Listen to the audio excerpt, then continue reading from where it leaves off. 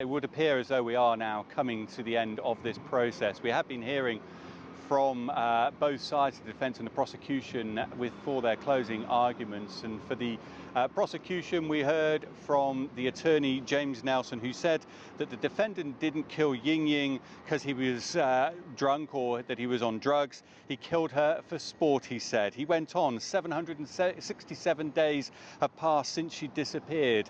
Justice, he said, should now be served. And the only just sentence for this crime, said Nelson, telling the court, is a sentence of death. He then lay out all of the aggregating factors, how Christensen had planned the murder, how he then went through a process of how he gruesomely killed Ying Ying, according to the prosecution, and then attempted to cover up the murder and has shown very little signs of remorse. He finished by saying that the cause of her death was both cold, callous and cruel, and that justice must be seen to be done.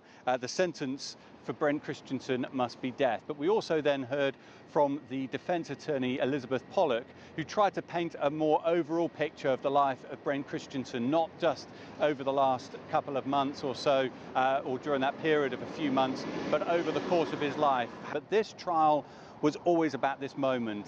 Once, of course, the defence had told the court that Christensen did indeed kill Jiang Ying, it was always about avoiding the death penalty. So this moment indeed. So this is expected to take a little longer than that. It could run into a few days, of course, these kind of long drawn out processes that could then follow.